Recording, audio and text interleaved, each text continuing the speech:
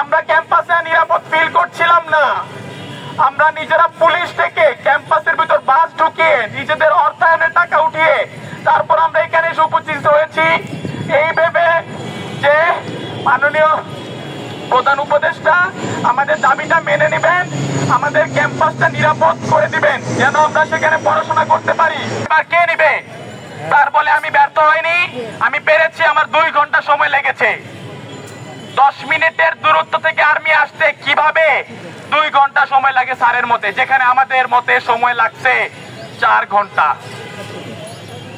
1:40 বলার পর হামলা হয়েছে 2:30টায়। ক্যাম্পাসে পুলিশ আর্মি ঢুকছে 5:30টায়। আপনারা এই ভিডিও দেখে থাকবেন যে আর্মি বলছে ওনাকে ঢুকার পারমিশন দেওয়া হয় নাই। তাহলে এর দায়ভার কে নিবে? এমত অবস্থায় সাধারণ ছাত্ররা 6 দফা দাবি নিয়ে প্রশাসনের কাছে উপস্থিত হয়। সেই 6 দফার প্রথম 5টি দফা ছিল এরকম যে কুয়েটে ছাত্র রাজনীতি নিষিদ্ধ করতে হবে সম্পূর্ণ। কেউ ছাত্র রাজনীতির সাথে সংযুক্ত থাকলে তাকে বহিষ্কার এবং ছাত্রত্ব বাতিল করতে হবে। সাধারণ ছাত্রদের নিরাপত্তা নিশ্চিত করতে হবে।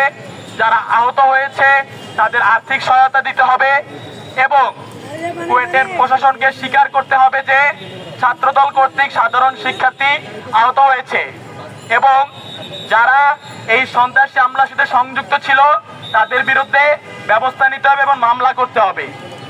এই 5টি দাবি মেনে নেওয়ার আশ্বস্ত করা হয়, কিন্তু বিন্দু পরিমাণ মেনে নেওয়া হয় নাই। আমরা নিজেরা ছাত্ররা সন্ত্রাসীদের চিহ্নিত করে এনেছি। আপনারা দেখবেন আমাদের হাতে পোস্টার ঝুলছে। সেখানে কুয়েট প্রশাসন 400 বা 500 জন এরকম একটি সংখ্যার সন্ত্রাসীদের নামে অজ্ঞাত মামলা করে। অজ্ঞাত মামলার আসামি কে থাকবে? আমরা যদি নিশ্চিত করে বলতে পারি এরা ছিল আসামি, কুয়েট প্রশাসন কেন পারবে না? এরকম প্রত্যেকটি বিষয়ে হেলাফেলা করা হয়। রেমিটেন্স যোদ্ধাদের ঢাকায় বিশেষ ছাড়ে রেডি ফ্ল্যাট দিচ্ছে শতভাগ বিশ্বস্ত ও নির্ভরযোগ্য প্রতিষ্ঠান প্রবাসীর সিটি।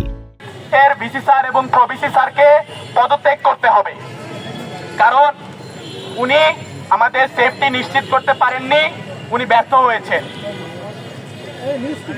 এমত অবস্থায় উনি বলেন উনি পদত্যাগ করবেন না। সবশেষে আমরা প্রধান উপদেষ্টা বরাবর আমাদের কষ্টের কথা তুলে ধরে একটি স্মারকলিপি প্রেরণ করি, যেটা আমরা প্রেস মিডিয়ার মাধ্যমে অলরেডি পাঠিয়েছি। আজকে একদিন হয়ে যাওয়ার পরও কুয়েট প্রশাসনের কাছ থেকে কোনো রেজাল্ট না পেয়ে এবং যেই সরকার আমাদের ছাত্র জনতার রক্তের উপর দাঁড়িয়ে আছে সেই সরকারের কাছ থেকে কোনো উত্তর না পেয়ে আমরা এখানে উপস্থিত হয়েছি কষ্ট করে। আমরা কারোকে কষ্ট দিতে আসিনি, আমরা নিজেরা কষ্ট করে এসেছি এই জানাতে যে আমরা নিরাপদ একটা ক্যাম্পাস চাই। আমরা ক্যাম্পাসে নিরাপদ ফিল করছিলাম না।